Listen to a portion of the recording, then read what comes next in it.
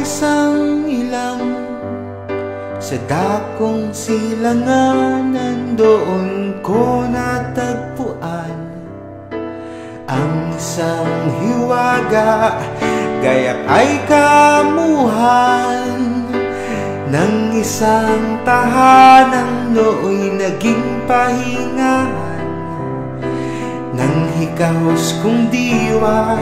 Sa wakas natagpuan na rin ang tahanan na matagal kong hiniling.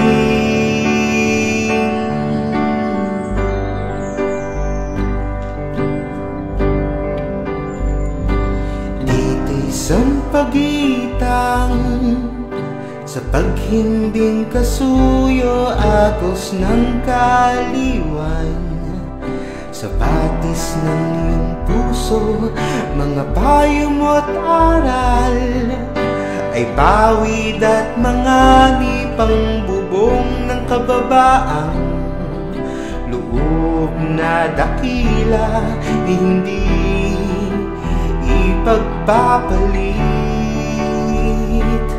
sa palasyo na walang ang pag-ibig.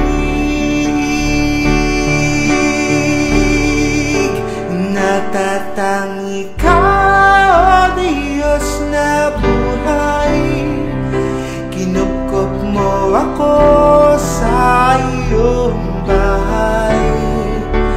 Panginoon ka, Jesus na gabay, hinango mo ako sa pagkahandusay.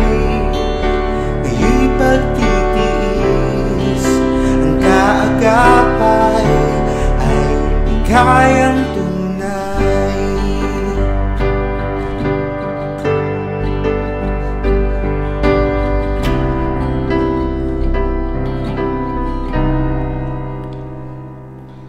Sa mundong ito, may tawanan at pagtamis, minsan kang mapupuri, kadalasa'y malalait. Kung minsan sa ating buhay akala mo ay langit, ngunit sa pagising ay isa palang panaginip. Ikaw lang ang naging kapanatagan, nakamit sa iyong munting tahanan. Natatangi ka, O Diyos na buhay, kinupkop mo ako sa iyong bahay. Panginoon ka, Jesus na gabay, hinango mo ako sa pagkahandusay. Ipagtitiis ang naghihintay ay pagtatagumpay, ang kapanatagan ay ang pagkaalam na ako'y lagi nasa iyong tabi. Diyos ko, Panginoon ko, natatangi ka, O Diyos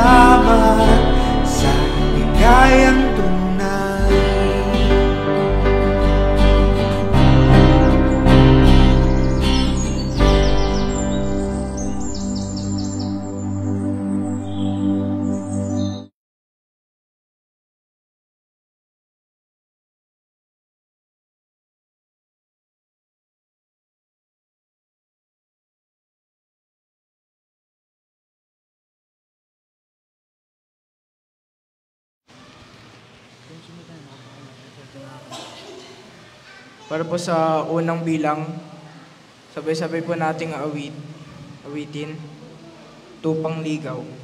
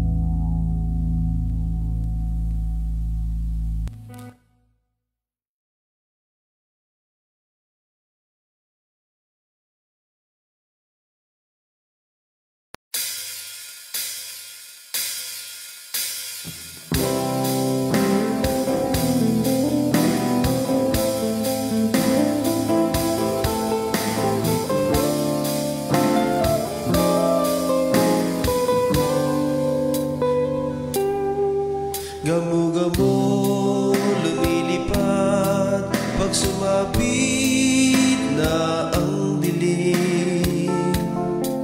Naghahanap ng liwanag upang doon ay mag-aliw. Kapag kanyang nasumpungan, kagalakay walang maliw. Hindi na niya lilisanin kahit buhay ay makitim. Gamo-gamo may damdamin, ang liwanag ay marating. Malaong ding binagabag ng salimuot na panimdim. Mga dating kaulayan na ang buhay ay sa dilim. Isinumpa sa sarili, di na gustong makabili.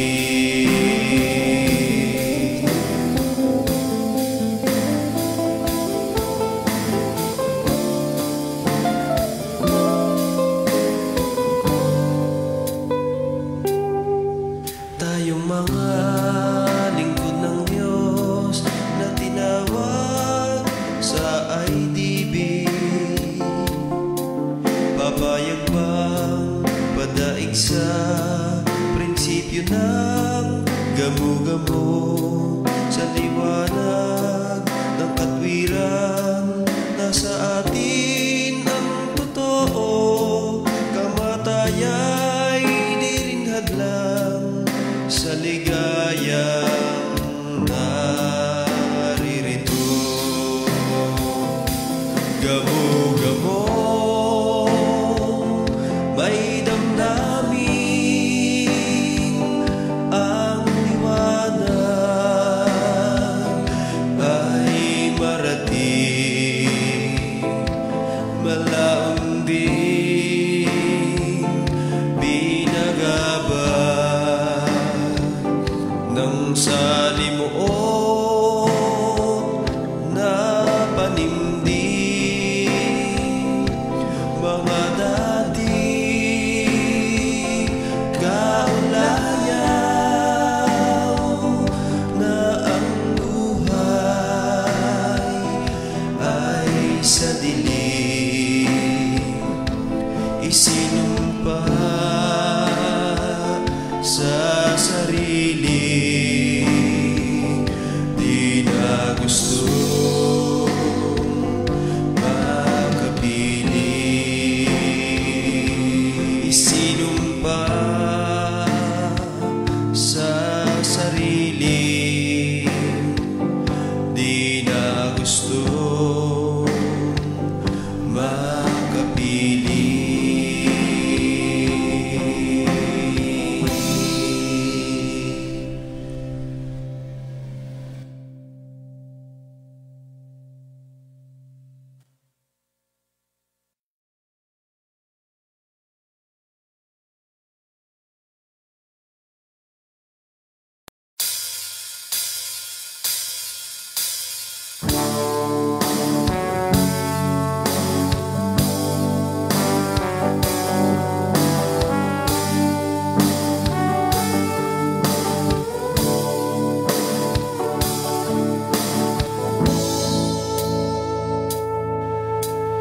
Ang iyong karigtan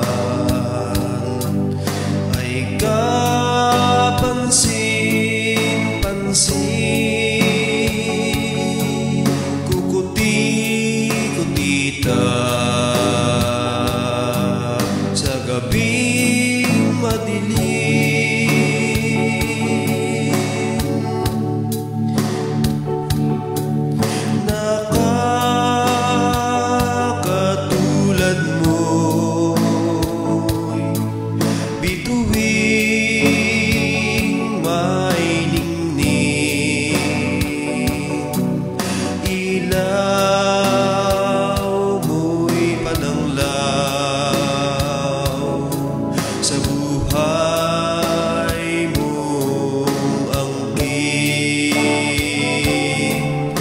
munting alitaptap, nalalang ng Diyos ang katangian mo ay kalugod-lugod, kulisap na uring may payapang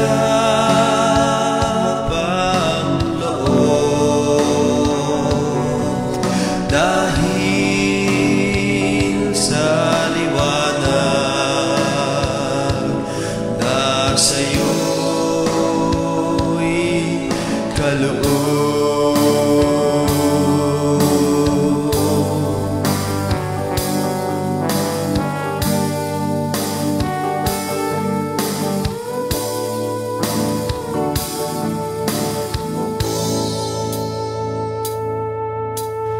Ang awit na ito ay bigyan ng pansin, katwiran ng Diyos na sa atitang laudin, ilaw sa landasing hahawi ng dilim, mapayapang buhay lulukob sa atin. Munting alitaptap, nalalang ng Diyos ang katangian mo ay kalugod-lugod, kulisap na uring may payapang loob, dahil sa liwanag na sa'yo'y kaloob.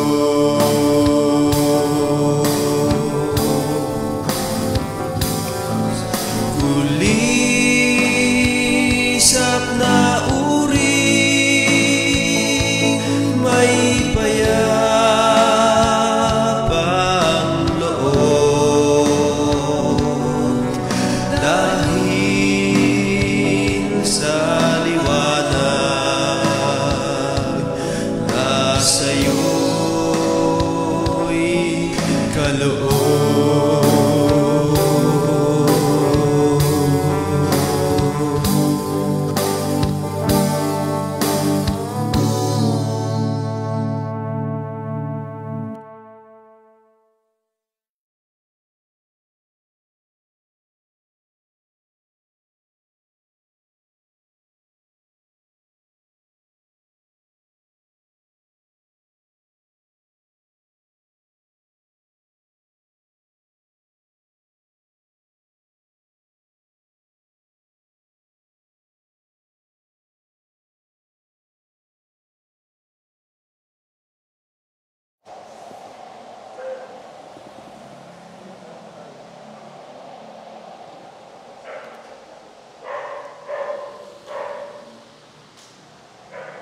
Hello, hello.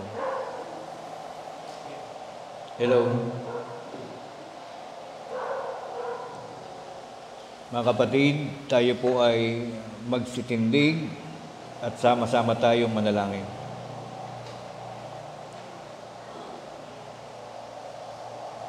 Mula sa ating mga malalayong dako, sama-sama nating damhin ang presensya ng ating Panginoon. Ama naming Diyos na makapangyarihan sa lahat, sa mga sandaling ito, matapos po na minsan pa'y iyong ibinigay sa aming mga magkakapatid, ang takdang araw ng aming mahalagang pagtitipon, pagbibigay daan sa isang napakahalagang tungkulin na isinabalikat mo sa buhay ng bawat isa sa amin. Naririto kami, Amang Banal, at sama-samang naglalaan ng aming mga sandali upang ngayon sa pamamagitan ng pananambahan ay amin pong maiparating ang aming taos-pusong mga pasasalamat sa iyong banal na kalagayan, alang-alang sa mga hindi mabilang at walang katapusang kagandahang loob na ipinagkakaloob mo sa bawat isa sa amin.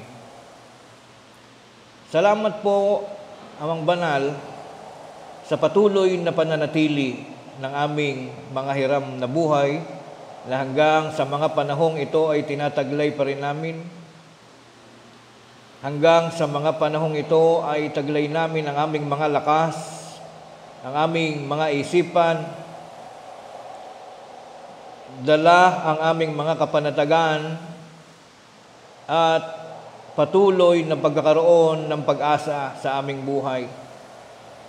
Minsan pa ay pinuspos mo ng iyong mga dakilang pagpapala ang isang linggong lumipas, naging makasaysayan at naging makabuluhan para sa aming lahat.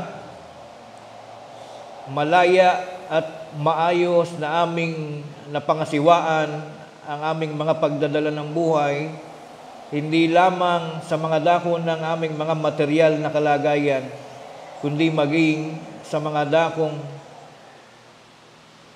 kinagaganapan ng aming mga pagsisikap upang amin ding maipagpatuloy ang pagpapaunlad ng aming mga pananampalataya.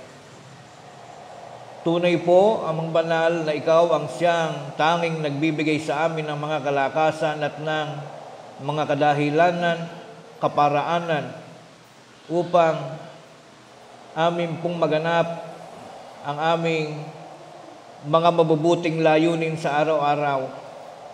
Salamat po, Panginoon, sa mga pagdating ng mga butil ng iyong mga pagpapala na siyang kumakatawan sa mga pagtugon sa lahat ng aming mga pangailangan.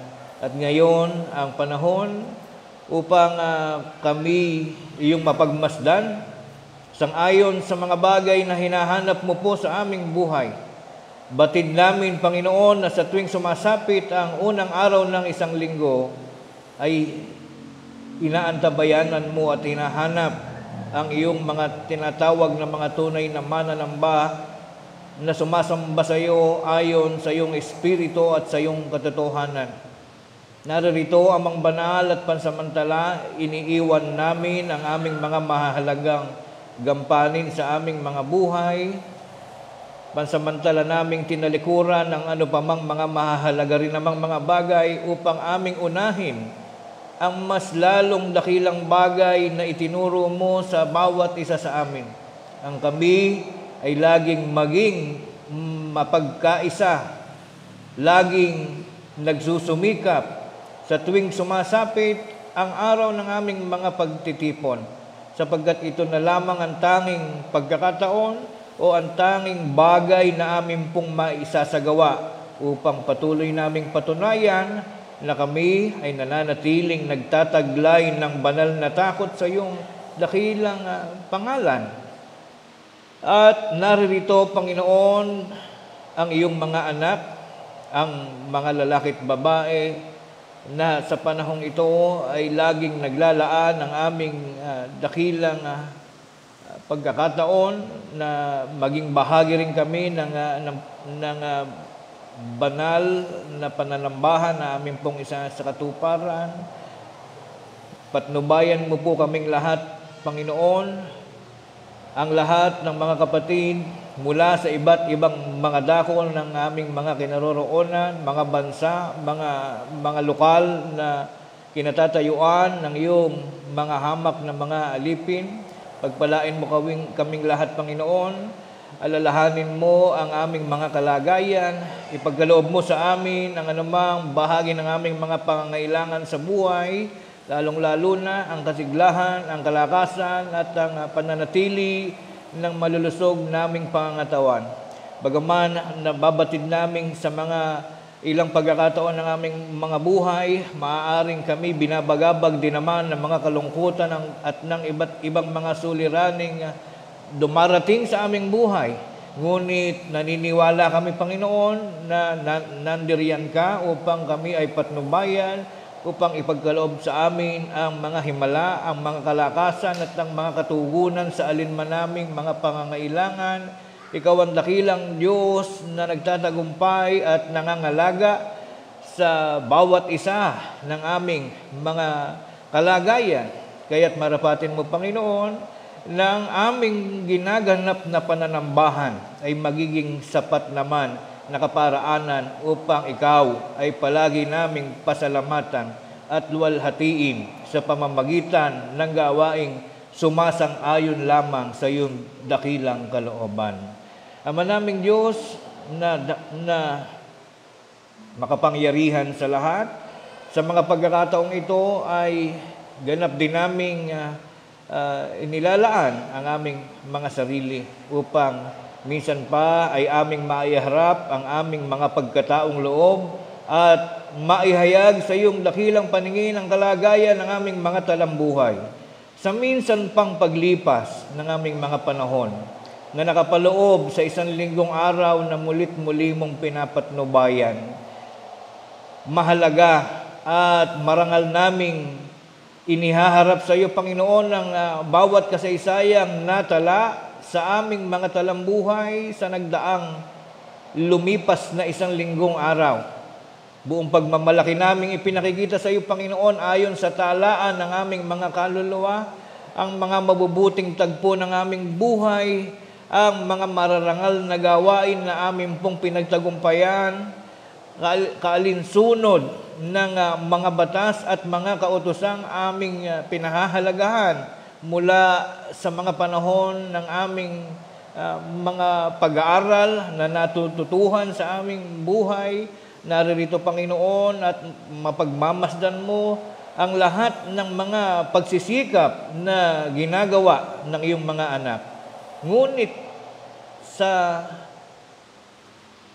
kabilang bahagi rin, sa ilang mga pagkakataon ng aming mga buhay, nananatiling nagtataglay pa rin kami ng mga kahinaan at mga karupukan, hindi pa rin lubos na aming maipagmamalaki ang aming mga araw, nasasangkot pa rin kami sa mga pagkaminsay, mga pagkakamali at mga pagkukulang sa aming mga buhay, bunga ng aming mga karupukan na tunay na isa sa mahalagang aral na iyo pong binanggit sa iyong dakilang kasulatan na walang sino mang tao, walang sino mang matuwid dito sa lupa na kailan pa man ay hindi nagkakasala. Kaya kinakailangan ang aming marubdob na mga pagsisikap sa araw-araw, gaano man kami magsikap na maging tunay na banal sa iyong harapan ay hindi namin magagawa, nananatili pa rin kaming nagkakamali at ito ang lubos naming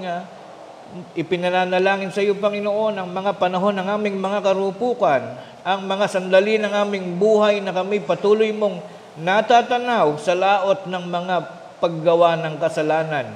Ipatawad mo po sa aming lahat, Panginoon, ang lahat ng aming naging pagkakamali sa aming mga kinaroroonan. Patuloy mo po sana kaming lingapin at alagaan sa pamamagitan ng iyong dakilang pag-ibig upang ang mga araw na darating na kung saan ay patuloy mong binibiyayaan kami ng mahahalagang mga pag-asa sa buhay, gagamitin lamang namin sa patuloy pa naming pagsisikap, sa pagpapaganda at pagsasaayos ng aming mga material na kalagayan, at gayon din, lalong higit naman na aming pong pagsisikapan na manatiling marangal at may mga pagsisikap kaming lahat ayon sa pagpapahalaga namin sa aming iniingatang mga pananampalataya. Panginoon naming Diyos, amang makapangyarihan sa lahat, maging ang iba pang mga bahagi ng aming mga pangailangan sa buhay, ang ilan pang mga saloobin naming mga magkakapatid, ang kanya-kanya naming mga pangangailangan na hindi na namin marahil kailangan pang isa-isahin sa pamamagitan ng pagbabanggit gamit ang kanya-kanyang mga labi.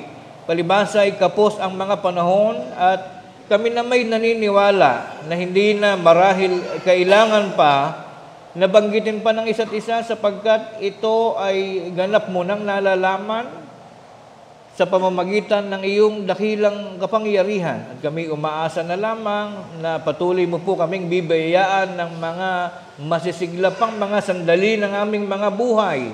Patuloy mong sasagutin ang aming mga hinaing at ang aming mga pangailangan sa buhay. At ang lahat ng mga ito ay amin pong hinihiling, pinasasalamatan sa tanging pangalan at karapatan ng aming tagapagligtas na si Kristo Jesus. Amen.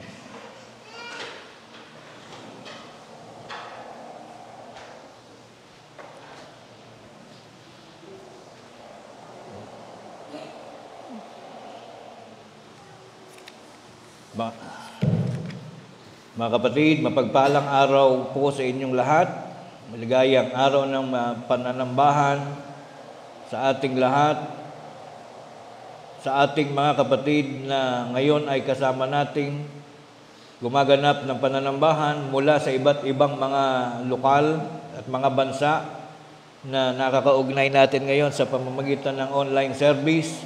Ako po'y bumabati ng pangungumusta sa inyong lahat. Maligayang araw po sa atin at maligayang pagsapit sa ika-huling linggo sa buwan ng Hunyo 2024. Ngayon po, gaya sa abot ng aking alaala ay walang nagpadala ng message na lakip na pasasalamat.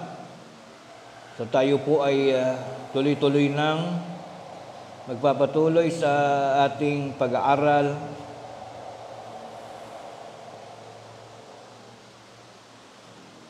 ng paksa na ako rin po ang siyang bumalangkas ng paksang ito para sa huling linggo, ikalimang linggo po ng buwan ng June 2024. Ang pamagat po, ang dalawang magkaibang uring tinapay ayon sa Biblia at kung alin sa dalawang ito ang mas, meron po yung mas, dapat bigyang halaga sa buhay ng tao.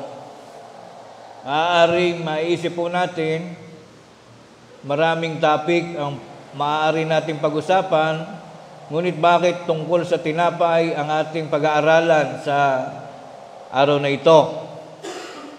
Mga kapatid, ang salitang tinapay o yung bagay na tinatawag na tinapay ay mahalagang parte ng buhay ng tao, lalong-lalo na noong unang panahon. Sa inyo, kung hindi nyo po nalalaman, kung di natin naaalaala, bago pa mauso ang pagluluto ng sinaing, mas nauna na natuklasan ng tao yung paggawa ng tinapay. Sapagkat noon, ginigiling lamang ang mga trigo, mas nauna nilang naisip na lagyan ng sangkap, kung ano yung mahalagang sangkap na ginagamit para makabuo ng tinapay. At maging sa mga lumang kasabihan, ay nababanggit na yung salitang tinapay. Yung tinatawag na breadwinner, pag sinabing breadwinner, ikaw yung tagapag-provide, tagapagbigay ng pangangailangan ng kasagutan upang lahat kayo ay kumain sa maghapon. Pag sinabing breadwinner, ikaw yung kumikita. Ikaw yung mahalagang tagapagdala ng pagkain sa hapagkainan. Ibig sabihin nun, ikaw yung mahalagang personalidad sa isang bahay na pinagmumulan ng kita, kaya tinatawag na breadwinner. Pag sinabi namang bread and butter, yun naman yung source. Yun yung pinagmumulan, maaaring negosyo o trabaho ng isang tao na kung saan, kaya tinawag na bread and butter, ay dahil pa rin sa pagpapahalaga sa tinatawag na pagkain. So noong araw, sa maraming mga bansa, pag sinabing pagkain talaga, ang nagre-represent dito ay tinapay. Bagaman dito sa bansang Pilipinas, noong matagal na panahon na, nauso yung pagkain ng tinapay, lalong-lalo na sa almusal. Subalit, kung ating mapapansin, nitong later part ng panahon, ngayon sa makabagong panahon, hindi na halos uso na. Maraming tao ang hindi na halos kumakain ng tinapay sa umaga. Dati lahat naaalala ko na ako'y bata pa, hindi uso ang breakfast nun puro tinapay at kape. Ngayon masasabi ba natin mas nag-upgrade o mas naghihirap? Sapagkat ngayon wala nang almusal, wala pang tinapay, kape na lang ang natitira. Kung ano man yung ating iba pang mga mas mahalaga pang mga kwento tungkol sa tinapay, ang Biblia po mga kapatid, pag ang pinag-usapan ay tinapay, meron din siyang sariling kwento. Kung sa buhay natin in real life situation, meron tayong isang uri ng tinapay na binibili sa mga tindahan, binibili sa panedarya, sa bakery. Sa Biblia po pala, meron tayong dapat na mapag-aralan. May dalawang uri pala ng tinapay na naging bahagi ng pag-aaral ng ating Panginoong Hesukristo. At ito ang dapat nating mapag-aralan sa umagang ito sa pamamagitan ng ating seryosong pakikinig. Pag-aaralan po natin mga kapatid kung ano ang nais ituro sa atin ng Diyos tungkol sa dalawang uri ng tinapay. Kaya't papasimulan na po natin, kakaunti lang yung talatang gagamitin natin. Unang tanong, alin sa dalawang uring tinapay na pagkain ng tao ang mas lagi nating pinapahalagahan? Alin sa dalawang uri ng tinapay na pagkain ng tao ang mas laging pinapahalagahan ng tao? Ibig sabihin, yung commonly used, commonly known. Meron palang dalawang uri ng tinapay sa Biblia, ngunit iisa yung ating natututuhan tinapay. Alin kaya yon? Simulan po natin. Unang Korinto 6:13. Ang mga pagkain ay sa tiyan, at ang tiyan ay sa mga pagkain, ngunit kapwa iwawasak ng Diyos yaon at ang mga ito. Datapwat ang katawan ay hindi sa pakikiapid, kundi sa Panginoon, at ang Panginoon ay sa katawan. Mga kapatid, sa unang bahagi ng talata, ang sinasabi po rito, may isa lamang uri ng pagkain ang natututuhan ng tao, yung para sa tiyan, material kind ng tinapay. O sabi nga natin ngayon, bagaman hindi na uso tinapay, kanin na lang, kanin at iba't ibang mga putahe ng mga ulam, iyan lamang po ang pangkaraniwang natututuhan ng tao. Ang tao ay nagsisigap ngayon sa pagbibusiness, sa paghahanap buhay, na ang nagiging dahilan ng ganong pagsisikap ay para ang tao ay kumain. Lahat ng ating investment, kaya nag-aaral ang ating mga anak, kaya nagtatrabaho si tatay, kaya nagsisikap sa abroad ang nanay, ang pinaka-terminal point, ang pinaka-reason para kumain ang buong pamilya. Secondary na lang yung makabili ng bahay, makabili ng mga sasakyan, makabili ng damit, pero primarily, ang dahilan ng mga pagsisikap ng tao ay upang kumain. Kaya sa ibang banggit, ang tawag sa trabaho ay means of living. Kaya kami trabaho para may paraan kang mabuhay. So kung uugatin ang kwento, noong araw, kaya nagtatrabaho ang sino man sa pamilya ay para lamang kumain. Ang primary source, ang primary meaning, dahilan ng pagsisikap ng tao ay para may mailagay sa tiyan. Pero sabi po ng Biblia, ang anumang pagsisikap, gaano man kaseryoso ang iyong pagsisikap maghanap buhay, sabihin na natin isa kang tapat na manager, isa kang mahusay na doktor, isa kang mahusay na abogado, magaling na magsasaka, isa kang hindi corrupt na opisyal ng gobyerno, sapagkat yun naman ay may mga sweldo rin, masasabi nating hanap buhay din ng pagiging politiko, wala kang mantsa ng pagiging corrupt. Ang sabi ng Diyos, ang tiyan ay sa pagkain, ngunit kapwa iwawasak ng Diyos yaon at ang mga ito. Ang tiyan ng corrupt na tao at ang tiyan ng matinong tao, pag namatay, kapwa wawasakin ng Diyos. Ibig sabihin, ang pagiging matino, ang pagiging tapat ay may pakinabang. Ngunit kung wala kang relihiyon, wala kang paglilingkod sa Diyos, kahit mabait ka sa buhay na ito, kahit matino kang manggagawa, wala ka naman palang time sa paglilingkod sa Diyos, yung kabaitan mo, kapwa iwawasak din ng Diyos kasabay ng iyong tiyan at ng tiyan ng kapitbahay mong masama ang ugali. Ibig sabihin, there will be no difference at all. Masikap kang trabahador, may tamad na trabahador, pag namatay kayong parehas, wawasakin ng Diyos, parehas, sabay ang inyong tiyan. Nakita po natin yung moral lesson doon. Kahit mabait ka pala, pag wala ka naman Diyos, kakainin pa rin ng bulate ang iyong tiyan, kasabay ng mga tiyan ng masasamang tao. What is the second lecture for today? Anumang pagkain na pumasok sa bibig ay lumalabas din sa daanan ng dumi. Mateo 15:17. Ano naman ang ating matututuhan sa aral na ito? Tungkol pa rin sa pagkain, tungkol sa tinapay, tungkol sa tiyan. Hindi pa baga ninyo nalalaman anumang pumapasok sa bibig ay tumutuloy sa tiyan at inilalabas sa daanan ng dumi. Meron ding aral na itinuturo dito. Unang-una, ito yung ginagamit ng ibang religion para sabihin na hindi raw mahalaga yung hindi pagkain sa dugo.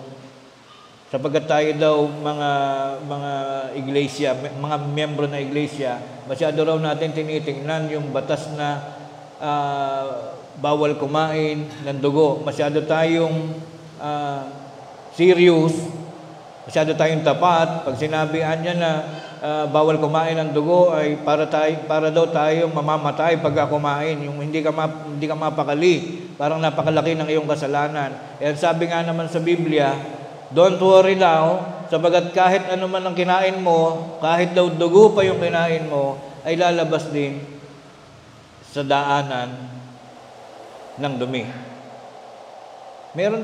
Ang aral pong itinuturo dito, lahat ng ginagawa mong pagsisikap, kung tutuusin, sa basura din na uuwi. Yung itinuturo natin kanina na hindi masamang maging mapagsikap, hindi masamang yumaman, hindi masamang maging masipag. Sa Canada nga daw o sa iba pang bansa, 2 ang trabaho nila. Hindi katulad dito sa Pilipinas, isang trabaho lang, nahihirapan ka pang umanap. Pero sa ibang bansa, 2 ang trabaho nila, nagsisikap sila para may makain.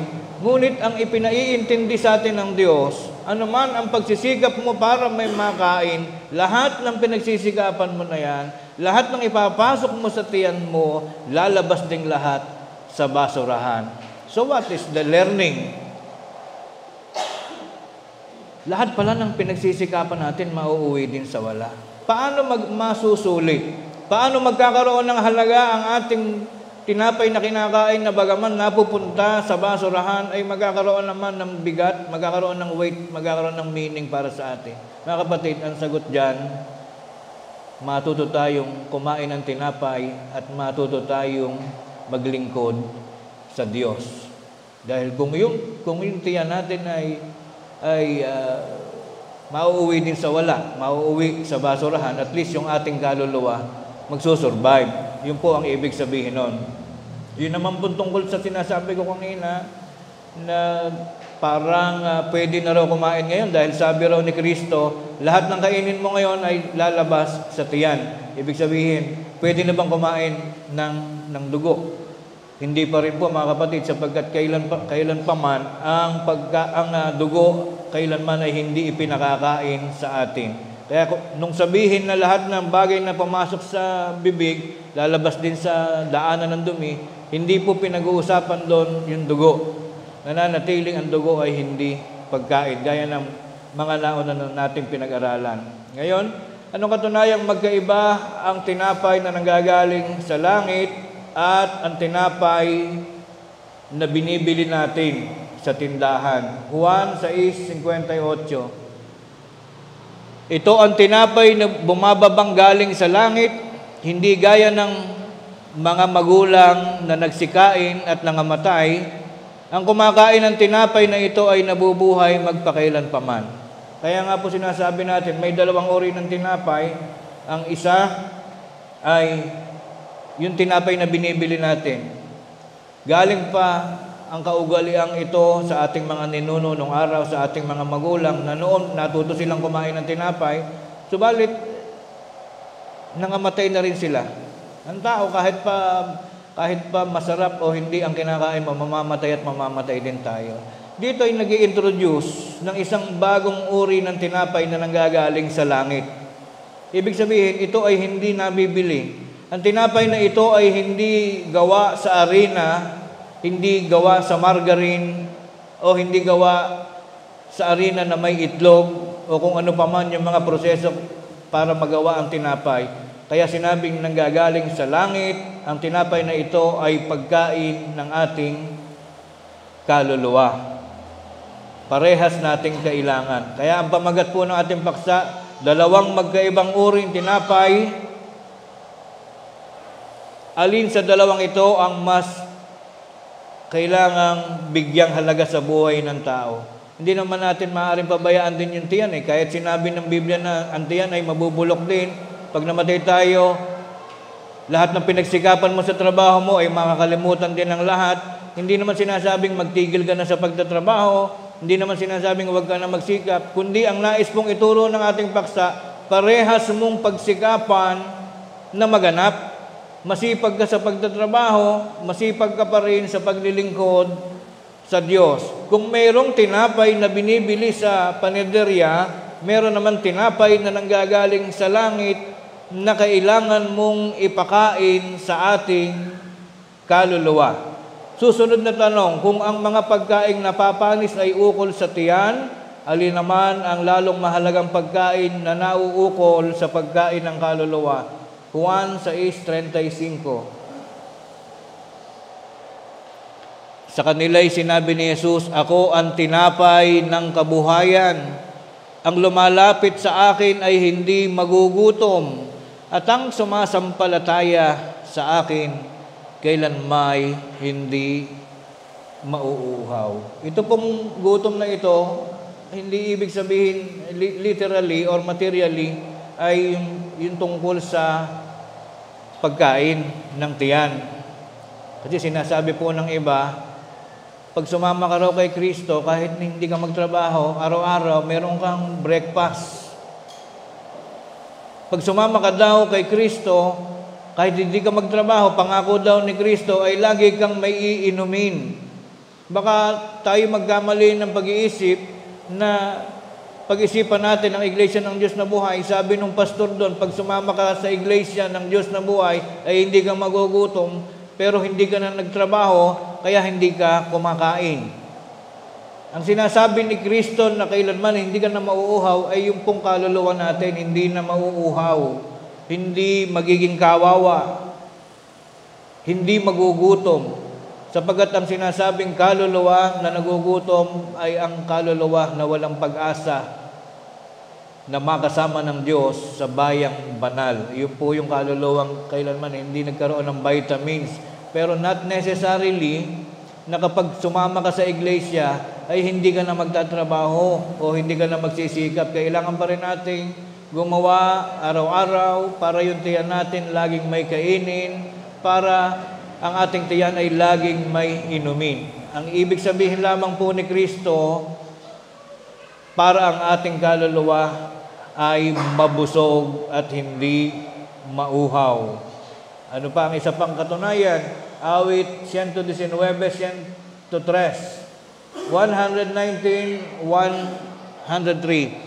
Pagkatamis ng iyong mga salita sa aking lasa, oo, matamis kaysa pulot sa aking bibig. Isang matalinhagang pananalita. Yung tinatawag na figure of speech.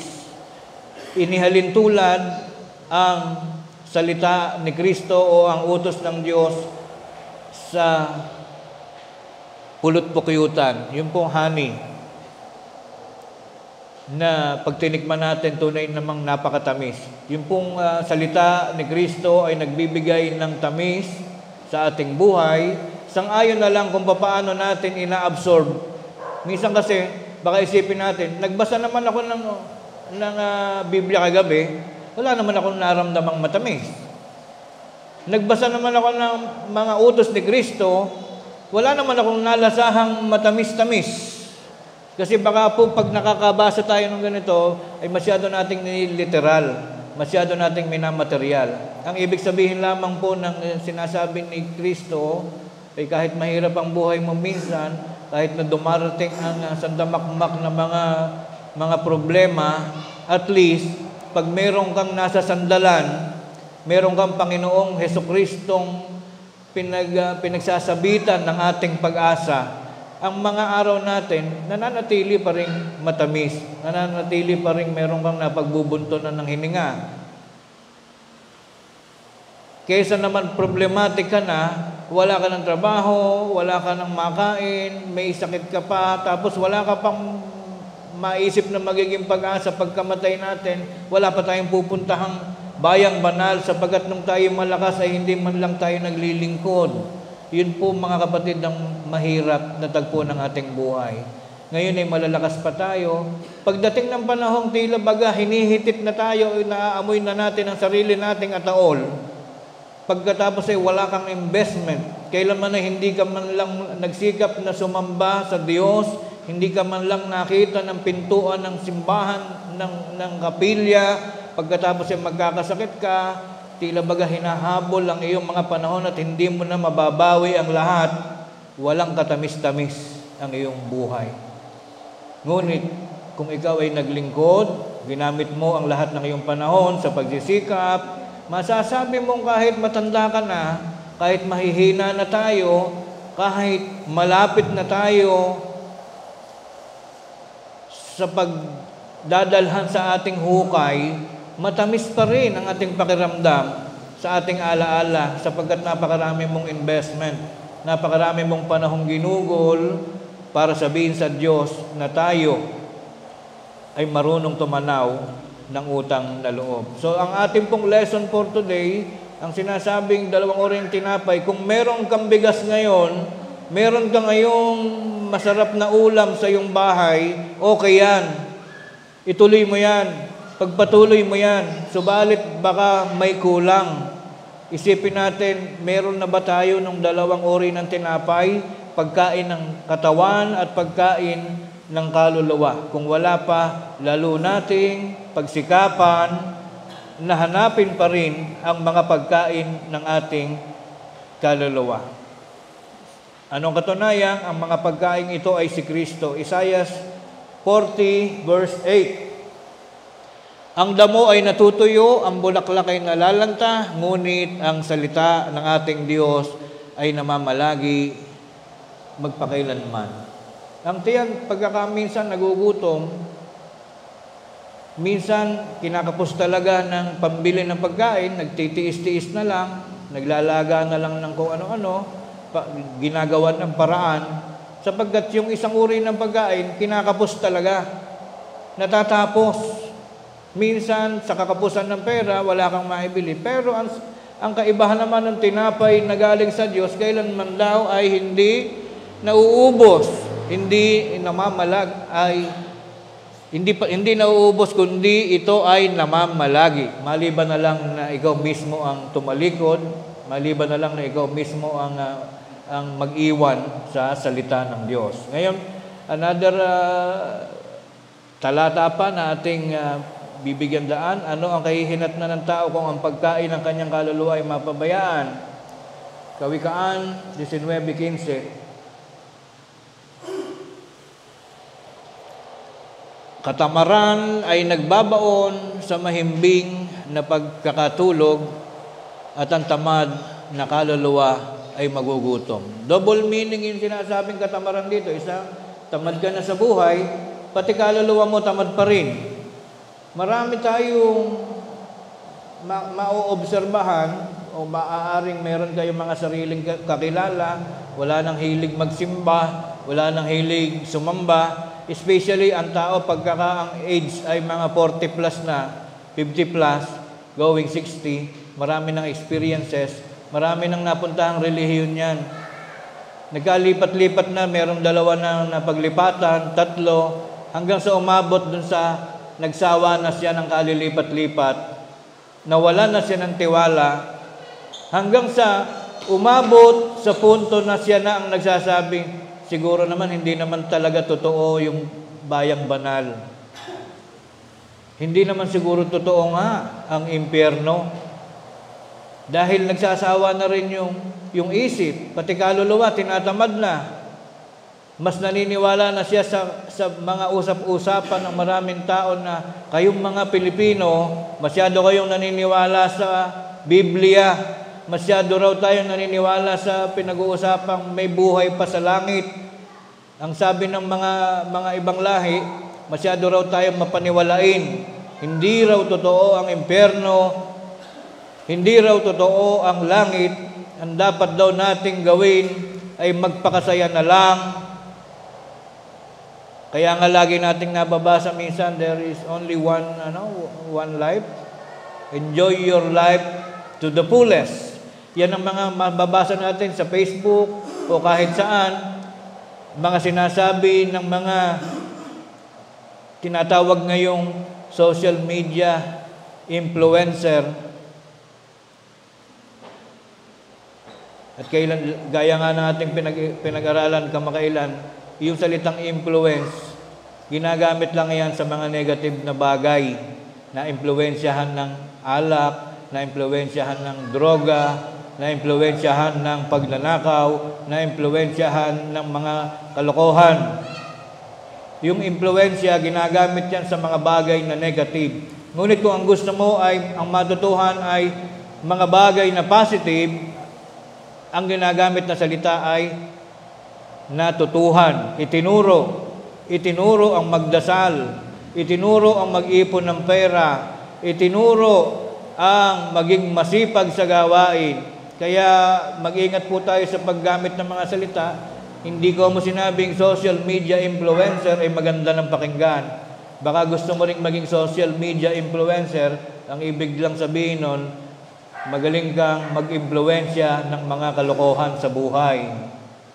Kaya nga po, wag tayo masyadong naniniwala. Mababasa mo minsan sa Facebook, life is too short. We only live once.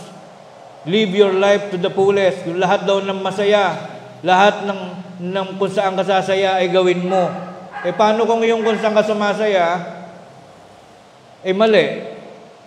Ganun ba ibig sabihin? Kung saan ka masaya, hindi mo nakokontrolin ang sarili mo. May mga bagay na masaya tayong gawin, pero hindi dapat ipagpatuloy. May mga bagay na tuwan-tuwa tayo, we enjoy the things that we do, pero yung ginagawa pala natin ay outside, sa limitation, hindi karapat-dapat na ipagpatuloy ng tao. Kaya mali po yung sinasabing, enjoy your life to the fullest. And dapat enjoy your life to what is right, kung ano yung tama. Kailangan tayong sumunod sa bagay na itinatakda, ipinagtatagubilin ng Diyos. Hindi po tayo ang nasusunod palagi. Ang kaya lang nating sundin sa buhay ng tao, pumili ng kung anong gusto mong kulay na isusuot na damit.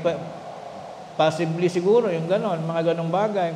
Magkaroon ka ng sariling sipilyo, magkaroon ka ng sariling medyas, yung bagay na, ito gusto ko, ito ang gusto kong upuan, yung mga ganong bagay, pwede mong sarilinin. Pero yung the rest, yung mas major, mas mahalagang bagay sa buhay, kailangan sundin natin kung ano ang gusto ng Diyos. Hindi totoo na kung saan ka masaya, ay kailangan mo nang gawin. Meron po tayong kadena. Meron tayong limitasyon sa buhay. Ngayon, malapit na po tayong magtapos. Ano ang katunayan? Na kahit mayaman ka, kung hindi ka naman naglingkod, hindi mo pinakain ang iyong kaluluwa, wala pa rin kwenta ang ating buhay. Ecclesiastes sa stress.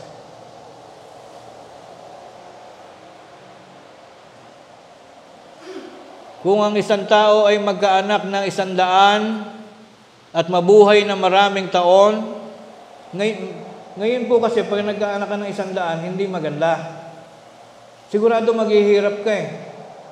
Hindi aabot na mag-99 ang anak mo na hindi namatay yung mga unang anak mo. Bakit? Sa gutom, mamamatay na yun sa gutom bago ka maka-100 ng anak. Dahil mahirap ang buhay ngayon. Hindi katulad nung araw, talagang ang tao nagkakaanak ng 100. Dahil maluwang ang mga lupa nun. Magkatay lang sila ng isang tupa nun, yun ay sapat para pakainin silang lahat. Nung araw po, mga kapatid, ay kayamanan ang magkaroon ng maraming anak. Tinatawag na bansa ang isang lalaki kapag ka nagkaroon ng maraming anak. Kaya sabi dito, kung ang isang tao ay magkaanak ng 100, swerte yun, kapalaran yun. Pero ngayon, pag nagkaanak ng 100, mas mahirap ka pa siguro sa pinakamahirap na tao. Magbabayad ka lang sa kamadronan na nagpaanak sa anak mo, baka naubos na ang kabuhayan mo doon sa 100 anak. Ngayon, pagpatuloy natin.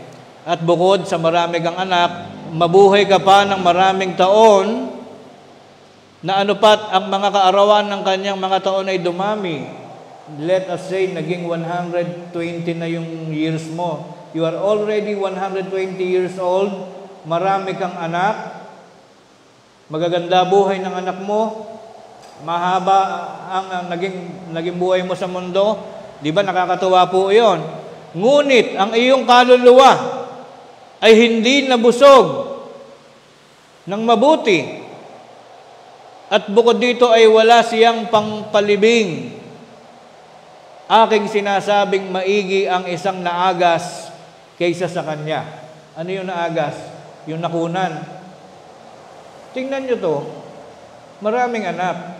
Siyempre, kahit paano naman, pagka namatay ang tatay, ang nanay, pag maraming anak, maraming magtutulong-tulong para ikaw ay malibing. Mag-10 piso lang yan pag pambili ng plywood, siguradong malilibing ka. Problema pa, bibili ka pa ng lupa sa sementeryo. 80,000 ngayon ang isang butas. 100 ang anak mo, kaya pa rin. Kung ikaw daw ay maging mayaman, mahaba ang mga taon, pero walang pampalibing. Ano ibig sabihin walang pampalibing? Mga kapatid, hindi pera ang pinag-uusapan dito. Ang pinag-uusapan dito, hindi abuloy. Ang tinatawag na pampalibing, one of the special components of sa salitang paglilibing, ay yung makikipaglibing. Di ba? Pag sinabing libing, ang mga mahalagang sangkap noon, kailangan may butas, meron kang nicho. Kasi may makikipaglibing, may pambayad sa service, pero wala ka palang nicho, hindi ka malilibing. Let's say merong nicho, may tagapaglibing, wala ka palang kabaong. Kulang at kulang pa rin. Sabihin natin, mayroon kang perang pambayad sa service, sa funeral service, meron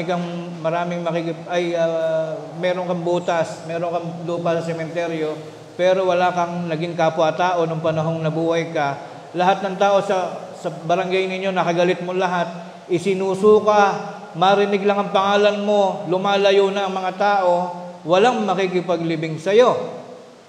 Kaya ang ibig sabihin nito mga kapatid, hindi lang sapat yung maging mayaman, hindi lang sapat yung maging mahaba ang buhay, hindi lang sapat na may relihiyon ka rin. Mahalaga pa rin ang pakikipagkapwa-tao para pag namatay ka, may tinatawag na pampalibing. Isa sa special component ng pampalibing ay yung taong maglilibing sa iyo. Sapagkat pag maraming nakipaglibing sa iyo, ibig sabihin, mahusay kang tao. Mahusay kang makipagkapwa-tao. Yung bang tipong, yung kaklase mo nung high school, nasa Sorsogon pa, nasa Masbate pa, sasakay pa ng barko yan para makauwi sa Bulacan para madalaw ka. Pero ngayon mga kapatid, pagka hindi ka masyadong importante, kahit sarili mong kapamilya, pag nasa abroad, hindi na yan uuwi para sa'yo. Uso na ngayon ang online lamay.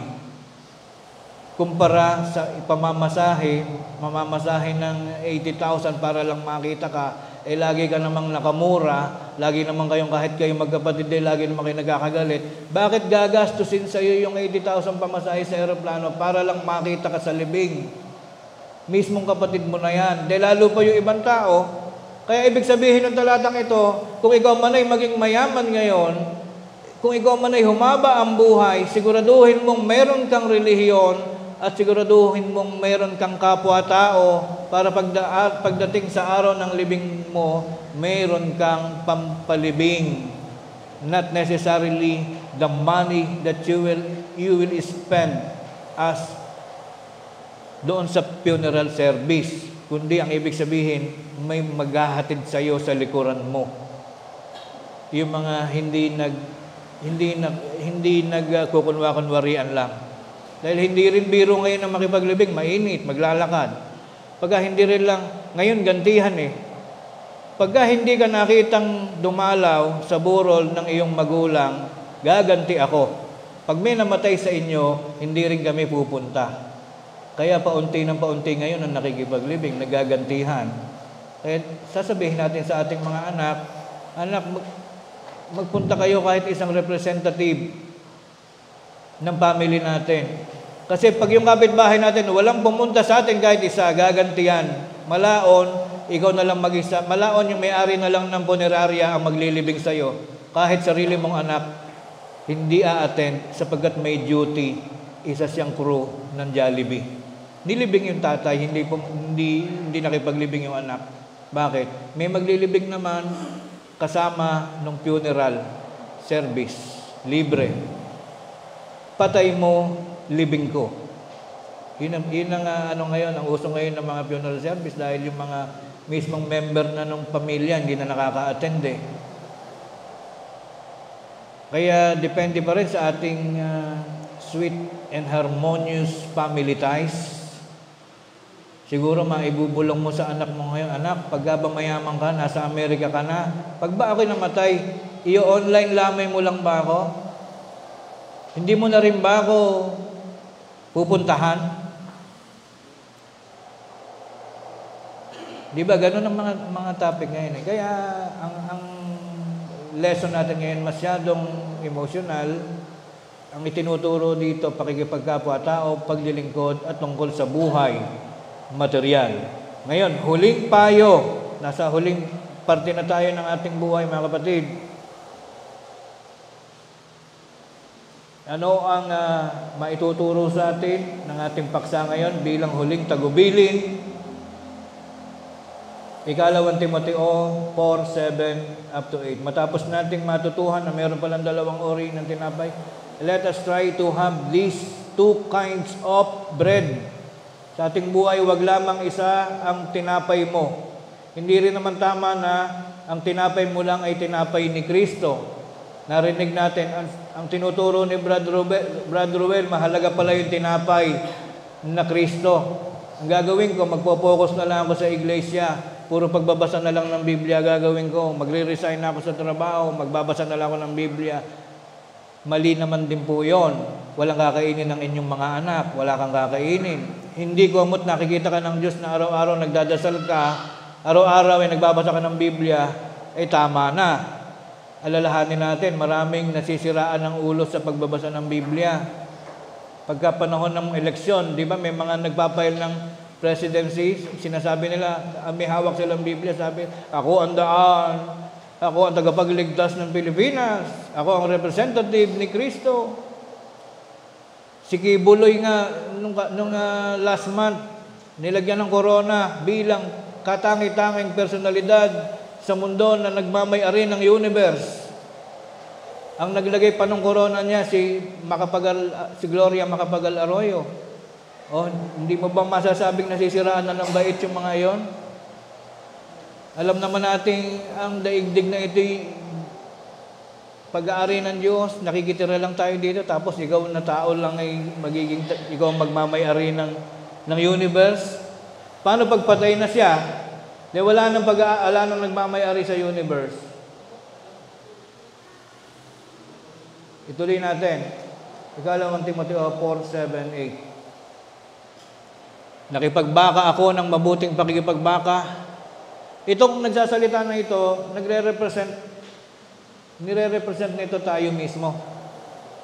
Isipin natin na tayo yung nagsasalita. Paano mo ginastos ang iyong buhay dito sa daigdig? Nakipagbaka ako, nakipagbaka tayo. What do you mean by nakipagbaka? Nagsikap. Hindi mo inalintana ang lahat ng mga pinagdadaanan sa buhay. Nagsikap ka pa rin. Nakipagbaka ako ng mabuting pakikipagbaka. Natapos ko na ang aking takbong course, sa English course. Iningatan ko ang aking pananampalataya. Buhat ngayon ay natataan sa akin ang putong nakatwiran. Corona, mga kapatid. Hindi ka mukha ng corona ni Kibuloy. Ang putong ng katwiran ay yung feeling mo at sa isip mo, buong-buo sa isip mo talaga, sa pag-asa mo na pag namatay ka, pupunta ka sa bayang banal. Yun yung putong ng katwiran. Kahit na hindi siya material na corona na ilalagay sa iyo, it is just a katwiran. It is just a philosophical way, a spiritual way ng pagsasabi na meron kang pag-asa right after na mamatay ka. Sapat na yon. Matamis sa alaala, matamis sa pag-iisip na at least meron kang pinagsikapan. Natapos ko na ang aking kurso. What do you mean by that? Ang kurso na tinatawag ay yung buhay natin. Pag namatay ka ng 13 years old, hindi mo pa natatapos yung course mo, wala ka pa man sa kalahatian, sa kalagitnaan ng course. Ang tinatawag na masarap na buhay, at least umabot ka ng 70. Pag umabot ka sa katandaan, sa pamamagitan ng pagsisikap mo, pag-iingat mo, pananalangin, masasabi mong natapos mo na ang aking kurso. Pag ba natapos natin ang ating kurso at wala ka namang naging silbi, hindi ka naman naglingkod sa Diyos, parang useless. It is almost equivalent to saying that your life is also lifeless. Nabuhay ka lang sa mundo na taga-konsumo ng oxygen pero wala ka namang saysay. Walang napakinabang sa iyo ang Diyos. Napuno lang ang poso negro ng iyong mga dumi pero wala ka namang ginawang karapat-dapat o bagay na mahalaga para sa mata ng Diyos. Kailangan, habang tayo nakikipamuhay sa daigdig na ito, natutuwa sa atin ang kapamilya natin, natutuwa ang kapitbahay mo, natutuwa sa iyo ang Pangulo ng Pilipinas, and at the same time, natuwa pa rin sa iyo ang Diyos. Ganon ang ating target. So, usapan natin, umabot tayo sa, kung sakali mang tayo ay mamamatay na, umabot tayo sa rurok ng tagumpay, natatanong mo na yung bakod mo, nararamdaman mo ng, eto na to, final. This is my final day. Anong pwede mong sabihin? Mararamdaman mo na nasa iyo na ang putong ng katwiran na ibibigay sa akin, ibibigay sa atin ng Panginoon na tapat na hukom sa araw na iyon. At hindi lamang sa akin, kundi sa lahat din naman ng mga naghahangad sa kanyang pagpapakita. Ito lamang ang maganda sa mga taong naniniwala sa Diyos. Kumpara sa hindi ka naniniwala sa kahit ano, napakawalang kwenta ng ating buhay. Kaya ngayon, kung hindi pa man nare-resolbahan ngayon, kung may Diyos nga o wala, maraming tao na mga tinatawag na atheist, naniniwala silang hindi totoo ang Diyos. Marami naman tayong naniniwala. Kung hindi man ma-resolve yung topic, yung issue na may Diyos nga ba o wala, maging matalino tayo. Magsikap tayo, doon na tayo lumagay sa totoong may Diyos. Para kung sakali tayo mamatay na, lahat ng ating pinag-aaralan, lahat ng ipinangako sa atin ng Diyos, ay manahin natin. Iba ang matalinong may tiyaga kaysa sa masikap, matyaga rin naman, pero mahina ang ulo. Maraming ganun eh. Matyaga nga, magaling na tao, pero hindi naman naniniwala sa Diyos, wala rin kwenta. So ngayon po, para maging maayos ang lahat, let us be wise on all of our action. Lahat ng ating gagawin, kinakailangan may halo na katalinuhan. Kaya dito po nagtatapos ang ating pinag-aralan. Kung sa mundo man o sa Biblia man ay may binabanggit na dalawang uri ng tinapay, hindi sinasabing kalimutan natin yung isa, kundi bigyan natin ng mas mahalagang bigat ang tinapay na magpapakain sa ating kaluluwa. Huwag natin kakalimutan, sa pagsisikap sa buhay na ito, dapat maging masikap ka na sa pagdadala ng buhay, masikap ka pa rin sa pag-iingat sa ating kaluluwa. Hanggang dito po mga kapatid, kumusta po kayong lahat diyan? Sama-sama po tayong magpatuloy sa ating maingat na pananampalataya. Maraming salamat po sa inyong pakikinig. Muli po tayong tumayo.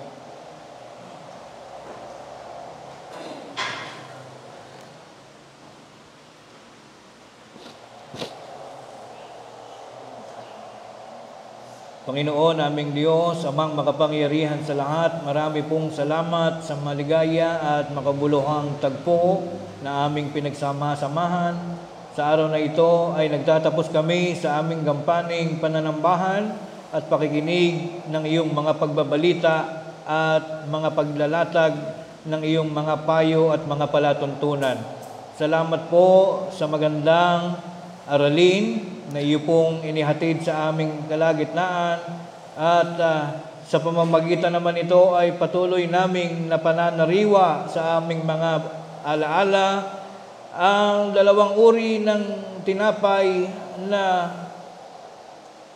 tinatanggap at kinakasangkapan ng iyong mga anak sa pagtataguyod ng buhay namin dito sa daigdig, na kung saan ay karapat-dapat naming pahalagahan din naman, katulad ng pagpapahalaga namin sa tinapay na material, ay ganon din naman mas lubos na dapat naming pakasikaping hanapin, ingatan, at sa tuwina ay gamitin ang pagkain ng tinapay na salita ni Jesus, tinapay na salita ni Kristo na kailan pa man ay mag-iingat, hindi magpapabaya, kundi sa tuwina ay magpapalusog ng aming mga kaluluwa.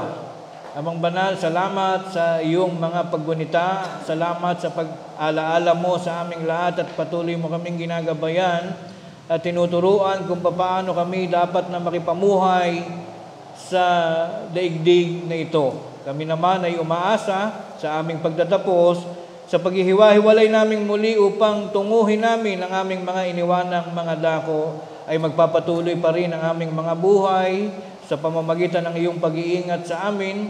Walang sawa kaming aasa na ang mga bagay mang hindi man namin banggitin ay palagian mo ring ipasusubaybay sa amin. Gagamitin mo ang kasangkapan ng iyong dakilang kapangyarihan upang kami bantayan at alagaan. Padalhan kami ng lahat ng mga tugon sa aming mga pangangailangan upang amin namang tamasahin sa tuwi-tuwina ang pinapangarap naming maaliwalas at masayang buhay sa daigdig na ito, na kung saan hindi lamang ang aming material na kalagayan, ang aming nailalagay sa maayos na katalagahan, kundi lalong higit ay ang bahaging espiritual ng aming mga sarili na nangangarap na dumating ang takdang panahon na aming tanggapin ang pangako mo pong buhay na walang hanggan. Panginoon aming Diyos, amang makapangyarihan sa lahat, muli po ang lahat ng ito ay aming inaasahan na darating sa amin, lahat ng iyong pamamatnubay, lahat ng iyong mga katugunan, lahat ng iyong pagpapala ay aming tatanggapin.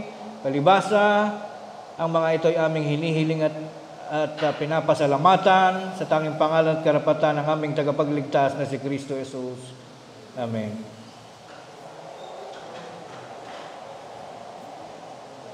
Mga kapatid, tayo umawit ng awit ng paghahandog. Narito kami na iyong alipin at nagpipisan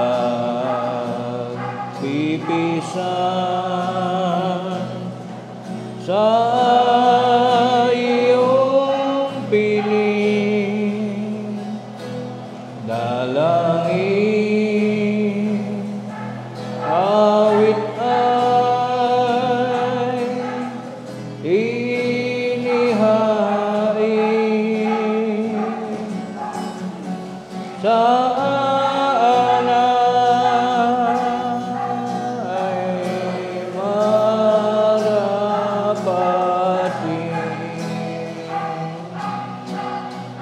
banal na Diyos na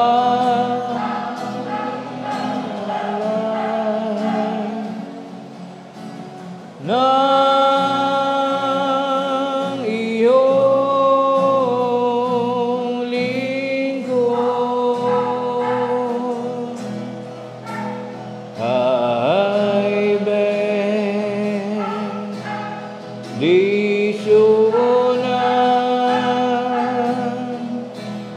na kaya ng kaloob,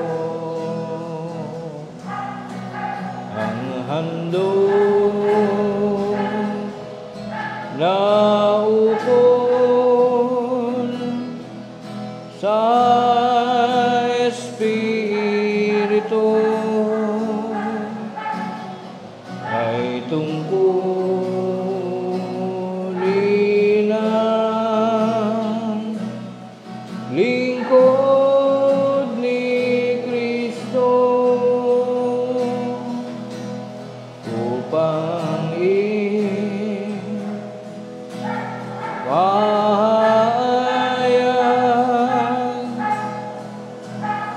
ang Ebanghelyo ng kanyang misteryo. Muli tayo magsitindig, mga kapatid.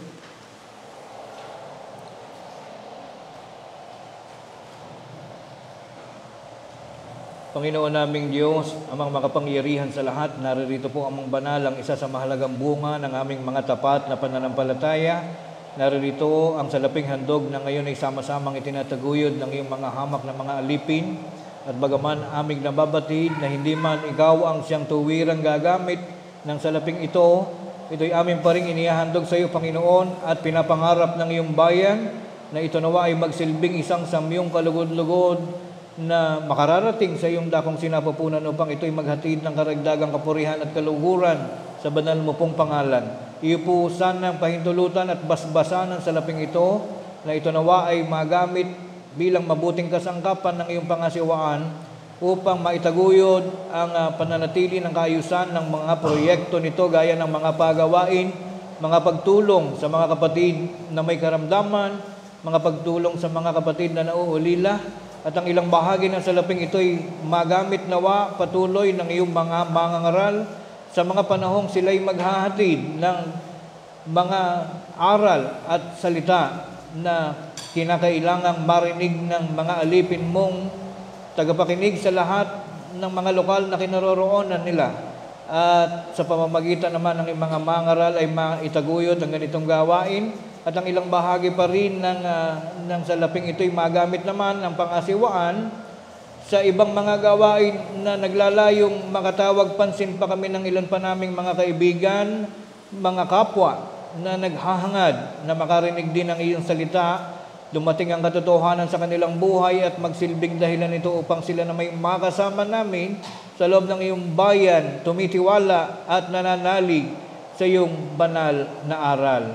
Panginoon, aming Diyos, amang makapangyarihan sa lahat, ang halaga ng salaping handog na ito, ganap naming ipinagkakatiwala, inihandog sa iyong banal na iglesia sa pamamagitan ng kaalaman ng aming tagapagligtas na si Kristo Jesus. Amen. Awitin natin ang doksology. Ang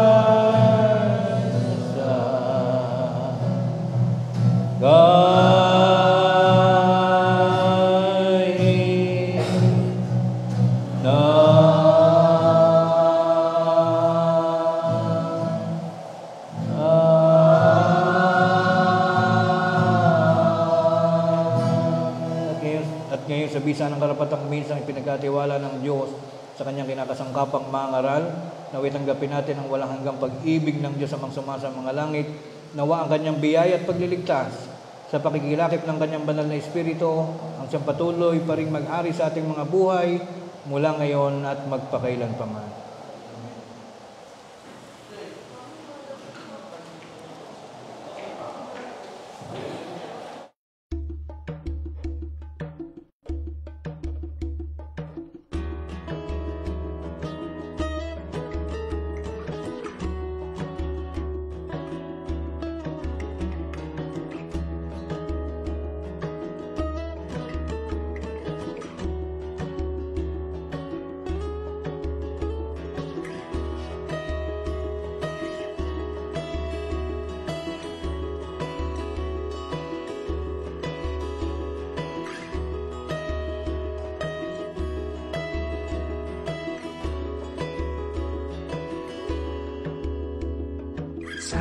Saring kaganapan ang nagaganap sa mundo, na kung minsan ay tila ba hindi na pagkaraniwang ito.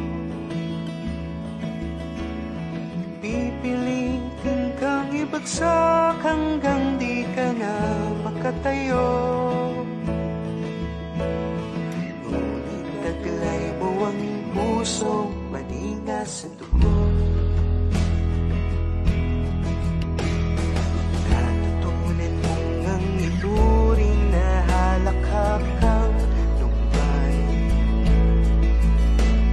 Hinubog nga ang iyong sarili ng gising sa buhay. Basag ng aral ay nasa'yo.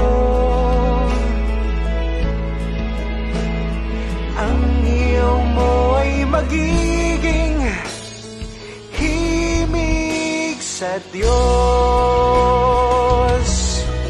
Magagalak sa lahat ng batahin sa buhay at ituturing na langit ang luhang malumbay. Pagkat ang kabisig ko'y ikaw, O Kristong patnubay, at maghihintay hanggang langit ang magkulay.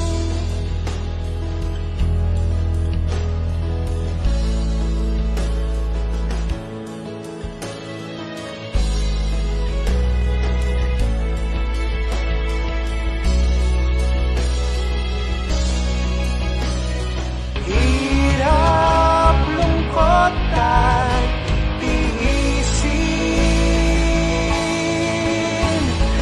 luha, pagluluksan, panindim, galit, sakit at batahin, sa langit mapapawirin.